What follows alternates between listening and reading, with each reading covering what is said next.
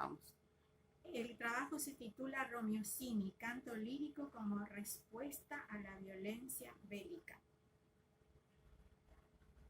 La perspectiva del trabajo se inscribe en la hermenéutica con fuerte acento en lo lingüístico literario. Sus objetivos se resuelven en a. Analizar a través de la relación semántico-filológica la expresión social de un hecho histórico paradigmático. B. Mostrar el acceso del poeta al plano metafísico ontológico a través de la physis.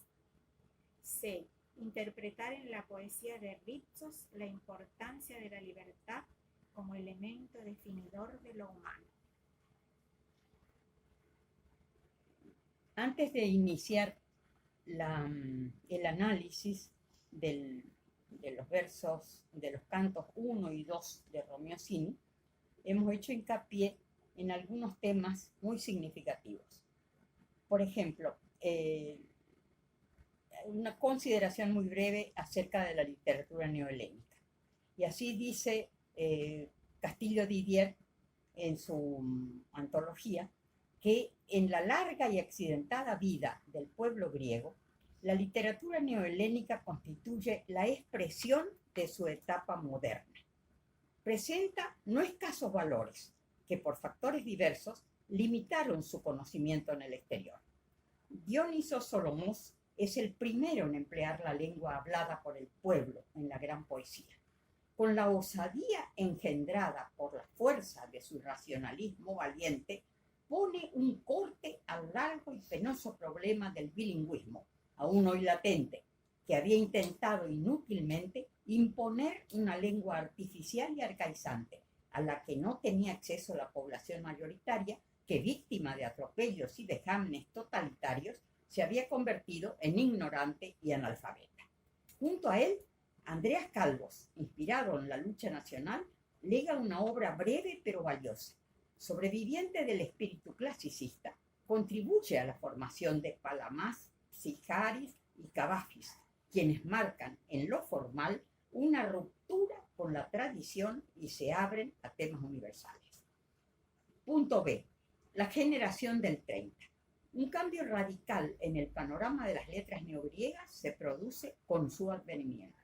Sus representantes, llamados genéricamente modernos en Grecia, aspiran a superar las formas y recogen concepciones y procedimientos de las nuevas corrientes estéticas europeas.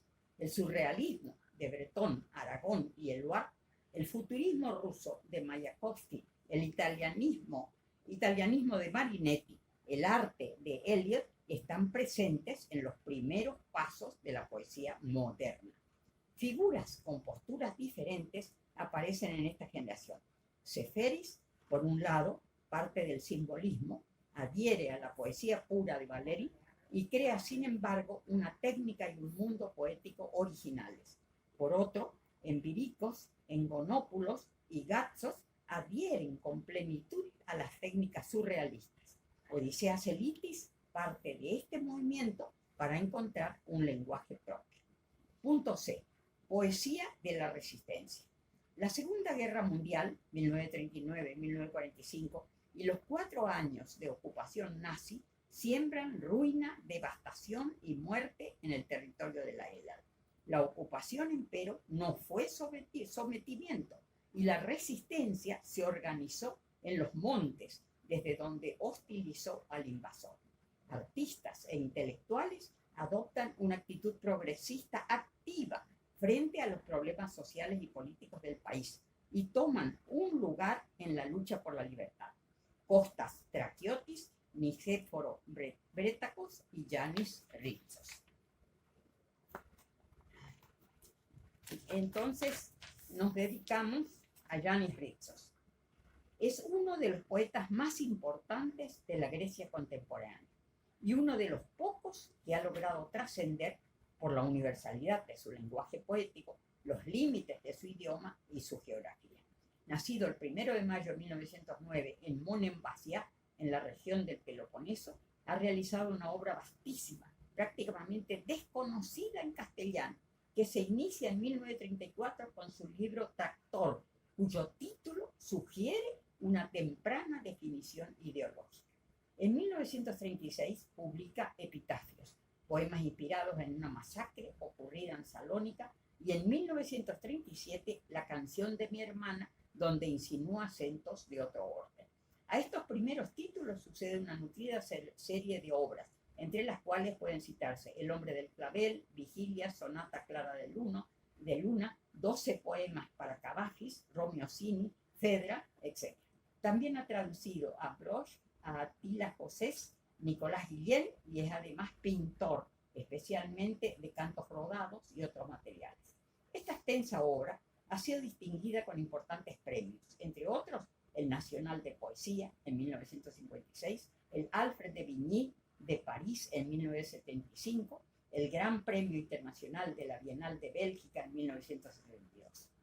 Paralelamente a su labor literaria, Ritsos registra una intensa actividad política de izquierda que le ha traído aparejado el confinamiento en varios campos de concentración. Esta militancia ha contribuido a cimentar su popularidad, favorecida también por la musicalización que Mikis Theodorakis hizo de muchos de sus textos. Entonces hacemos la aproximación a Romeo Cini. Es una obra madura que recoge toda la frustración y el descontento de un pueblo pobre, abatido, siempre de luto, rabioso, que se mantiene erguido gracias a su fidelidad inclaudicable ante la libertad, su lengua y la luz. Los antiguos helenos pasaron a llamarse Romei en tiempos bizantinos. Romeos, según explica Horacio Castillo, vino a designar el punto de conjunción entre el antiguo helenismo y el cristianismo. Seguiremos la versión castellana que el poeta Horacio Castillo incluye en la obra a la que aludimos, pues coincidimos en que la misma, según declaraciones del autor, conserva la particularidad del lenguaje poético de Ritsos, evitando el embellecimiento sintáctico de algunos traductores franceses o la desprolijidad expresiva de ciertas traducciones españolas. Entonces iniciamos el canto 1. Dice así, el canto 1 es un himno con sed de justicia en el que la naturaleza, protagonista áspera, afirma un clamor que se universaliza. El dolor acentúa las figuras que, próximas al poeta, adquieren presencia en esta poesía visual con el demostrativo estos, estas. Y dice así: estos árboles no se arreglan con tan poco cielo, estas piedras no se arreglan bajo el paso extranjero, estos rostros no se arreglan sino con sol, estos corazones no se arreglan sino con justicia. El verbo enmarca la escena en un tiempo perdurable con el reiterado uso del aspecto durativo. La inamovilidad que se condensa en el grito sordo que abre la estrofa primera. Me voleuonte no se arreglan, expresado en voz media para acentuar la acción reflexiva de los elementos, árboles, piedras, que comparten la vigilia ante el sometimiento. Desolación y silencio. El poema, desde su inicio, ofrece el clímax trágico que lo caracteriza. Anhela el poeta la cosmogonía original que otrora conoció, plena de cielo, sol, agua y luz. Este sitio es duro como el silencio. Aprieta contra el pecho sus piedras calcinadas, aprieta contra la luz sus olivos huérfanos y sus viñas, aprieta los dientes. No hay agua, solamente luz. El camino se pierde en la luz y la sombra de la tapia es metálica. Obsesivamente, el verbo reiterado acentúa la indignación que corroe a toda la creación. Ofingei ston corfi, sfingei sto, sfingi dondia. Aprieta contra el pecho, aprieta contra la luz, aprieta los dientes. La tierra yerma no contiene agua, pero estalla de luz, tema recurrente al que Ritsos volverá más de una vez. Imposible no dejar de recordar que el amor por la luz, constante en la literatura griega clásica, donó versos inmortales en boca de Ifigenia o de Edipo. Den ipargei nero monafos.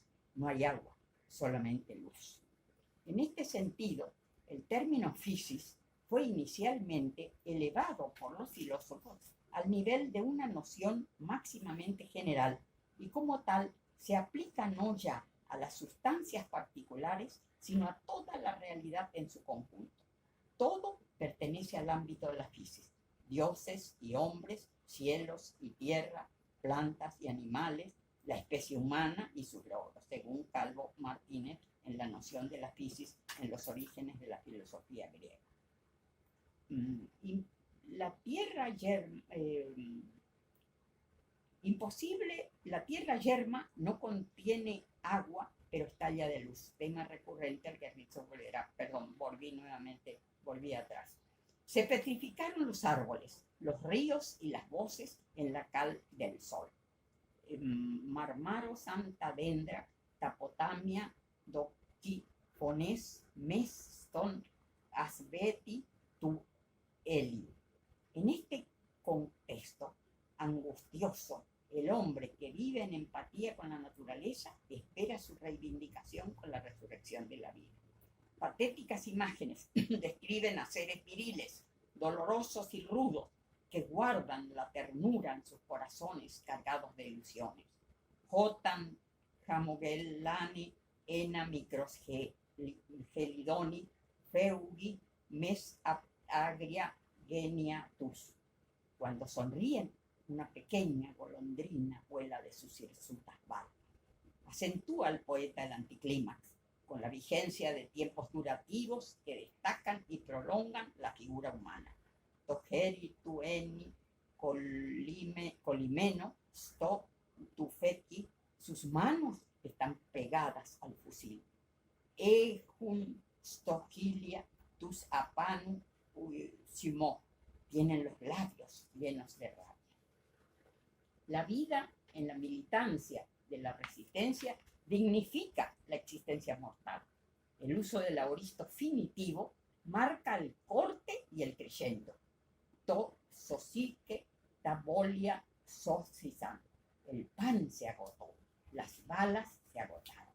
Abruptas acciones se refuerzan en dos adverbios impactantes: el temporal tora, ahora, y el modal mono, únicamente, solamente, los cuales condensan la soledad del verso que los contiene. Tora gemitsun takanonia, tus monome tincardiatus. Ahora cargan los cañones solo con sus corazones. El imperio del aspecto durativo anuncia hechos trascendentes que no tienen fin. La muerte engendra vida y esta alimenta el espíritu, aún en circunstancias adversas. Tosa, Pronia, Poliorquimeni, Aposteria, que Salazar. Polo y Pinane, Oli, Scotononte, Pe, Canena, Den Pesane. Panu, Sta, Caruglia, Lampune, Tamatea, Tus. Megali, Semaía, Mia Megali, Fotia Catascóquine, que hace Audi, Criades, Peristeria, Feugun, Aptageriatos, Yatis, Tesseris, Portes, tu horizonta. Tantos años sitiados por tierra y por mar. Todos tienen hambre, todos perecen, pero ninguno muere. Sus ojos brillan en las atalayas. Ven una gran bandera, un gran fuego rojo, y cada amanecer miles de palomas vuelan de sus manos hacia las cuatro puertas del horizonte. Economía precisa la del autor para condensar en el segundo verso una gradación de sufrimientos que espiritualizan la carne masacrada. Oli pinani, oli scotononte, que canenas del pésame. El sujeto oli es un pronombre indefinido cuantitativo que indica la totalidad. Deliberada es la carga semántica que le inflige el autor al reiterarlo para agravar la tensión dramática desoladora. La falta de alimentos, expresada en el verbo pinane, tienen hambre, deriva en la muerte física de quienes la sufren. Scotonte, pronunciado en voz media, reflexiva, para subrayar que los actores se mueren, se oscurecen. Una antítesis esperanzadora concluye el verso, con el uso de otro indefinido de matiz cualitativo. Canenas, ni uno, ninguno, que es en griego moderno el compuesto de pena, mía, el uno, cualquiera. Este indefinido, unido al verbo que se ofrece en negativo, den pésame, no mueren, marca la oposición a las acciones apuntadas anteriormente. El hombre, invocado anónimamente, ha logrado triunfar sobre la materia. Su ascesis se ha completado. Imposible dejar de remarcar que Rizzo se solaza en esbozar diferentes matices que ya en el griego clásico estaban establecidos. El verbo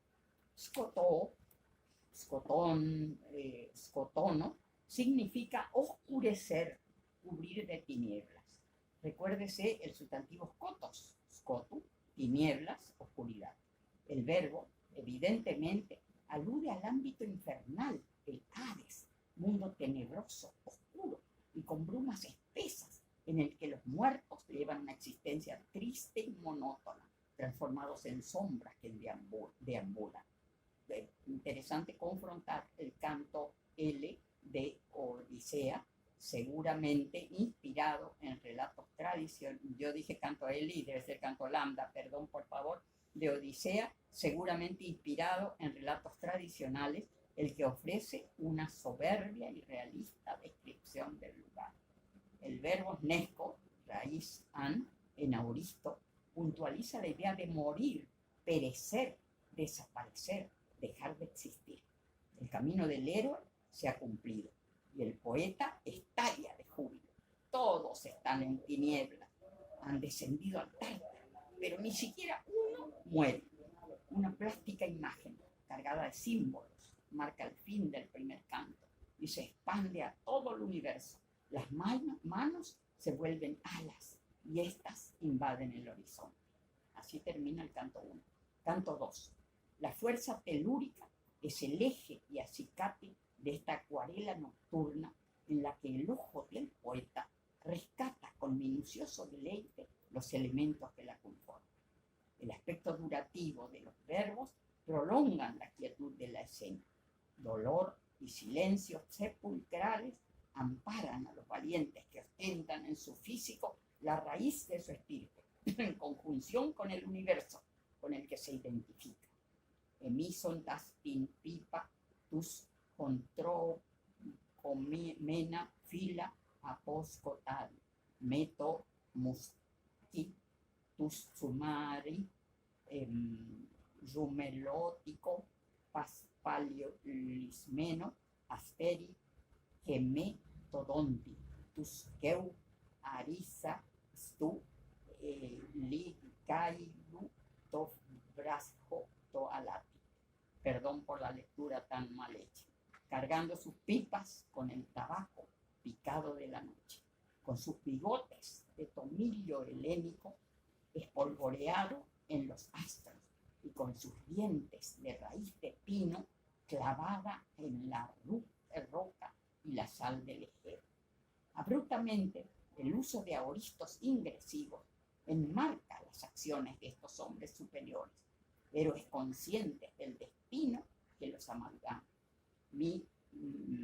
Mikan sta sidera kesti fotia, cubentiasan metalizare, gerasane raki tosanato stocáucalo tu papuli tus hoy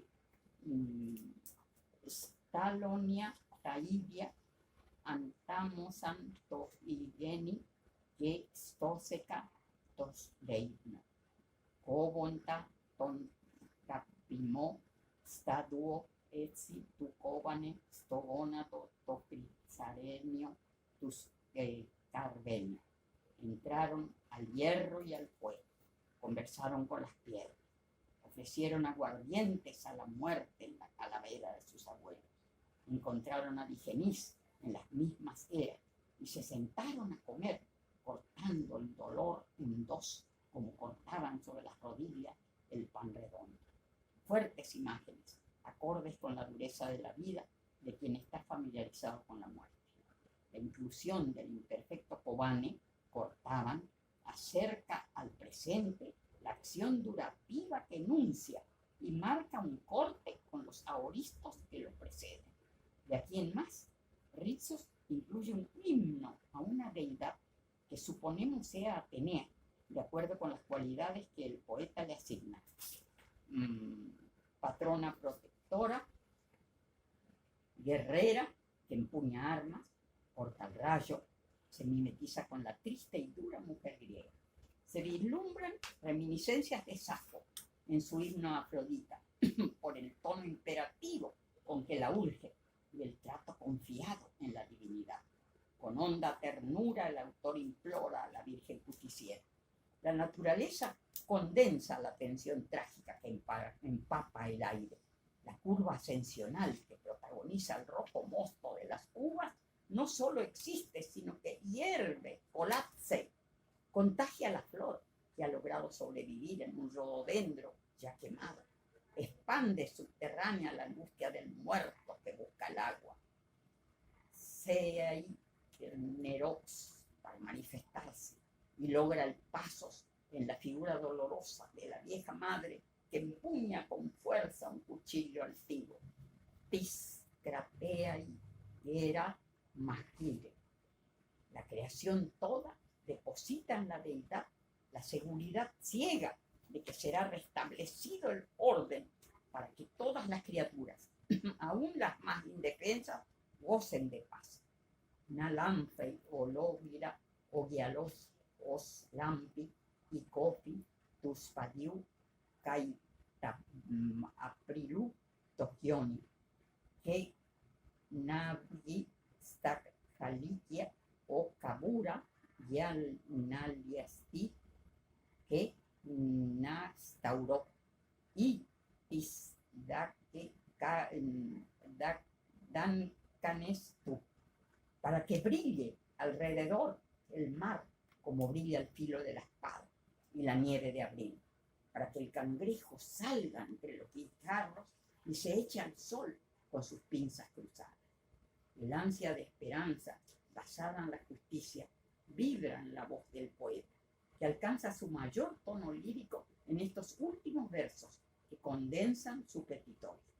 La cadencia de idiotas unidas a silbantes y líquidas enuncia una melodía que se eleva sin tregua.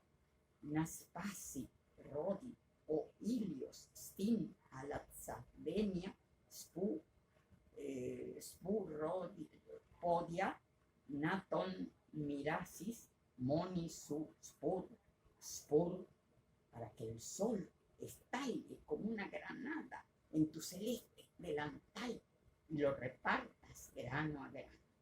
A este respecto, son enriquecedoras las acotaciones de Karl Müller, quien considera, que está citado en la bibliografía, quien considera que los sonidos de los fonemas ofrecen una variedad de matices equivalentes a la paleta del color, la nomaiopoiesis, pintar con los sonidos.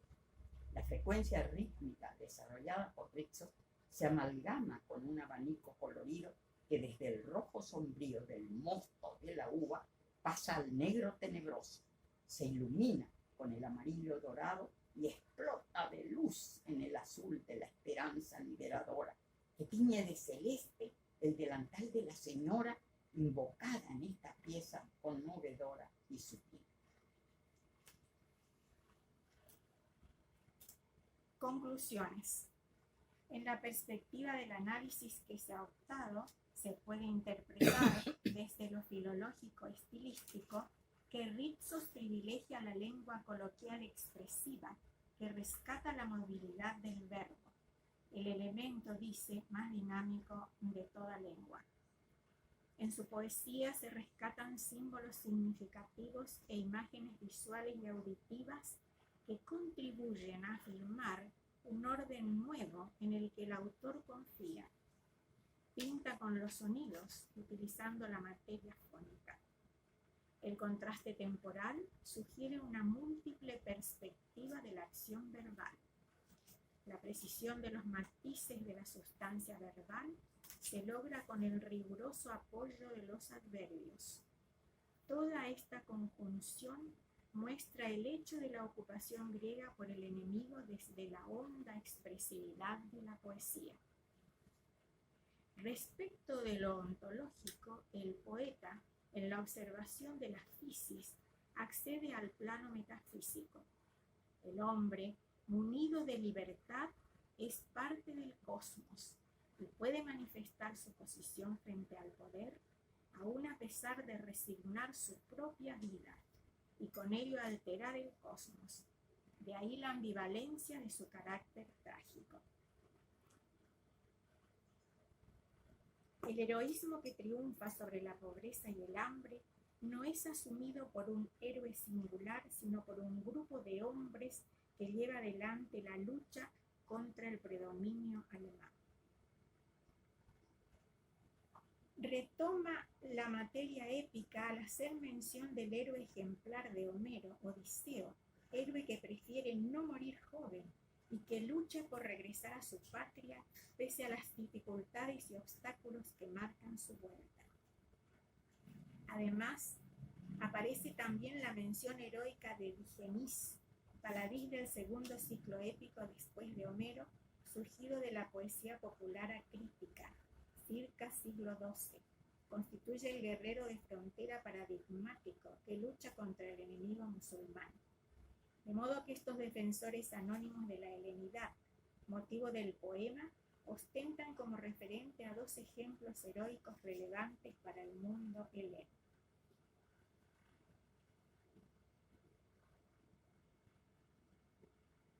Esta poesía de la resistencia motiva al autor a descubrir por medio de la riqueza de su lengua las duras condiciones que los helenos han enfrentado durante toda su historia y que puntualmente le toca vivir junto a sus compañeros en el período mencionado.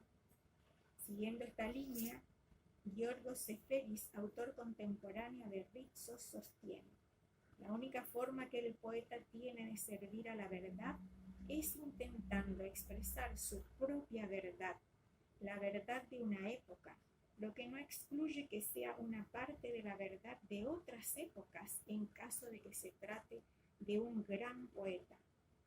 Esta aseveración de Seferis viene a cuento, pues en Romiosini vibran, junto a la praxis de los guerrilleros, otras luchas protagonizadas por otros hombres en distintas circunstancias. Se está frente a una poesía epifánica que devela lo oculto del ser, permite una visión del más allá y al mismo tiempo patentiza la resistencia humana frente a situaciones límites a las que arroja la ideología del poder con intenciones de homogeneizar la expresión y el pensamiento.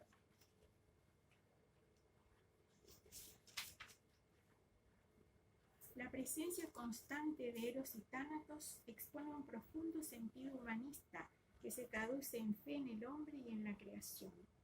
El poeta cree siempre en el valor de la vida, porque si realmente la considerara vana, no tendría el valor de escribir. Así, la muerte para el poeta helénico no es tan solo la física, sino todas las formas de la muerte social, la opresión, la esclavitud, las aspiraciones que no se cumplen. La filosofía hermenéutica de Gadamer muestra que la conjunción de la realidad de la historia con la tradición se hace presente en el acto de comprender. En Yanis Ritsos, la tradición pesa de manera relevante, pues rodea, circunda al sujeto, a tal punto que su acción es determinante. Al ser el hombre histórico, se halla inmerso en la tradición como un acontecer envolvente o como un horizonte, del griego orizo, limitar, separar, definir, en el cual el poeta se ubica en su existencia y oye la interpelación de esa rica tradición de luchas por la libertad como si fuera la primera vez.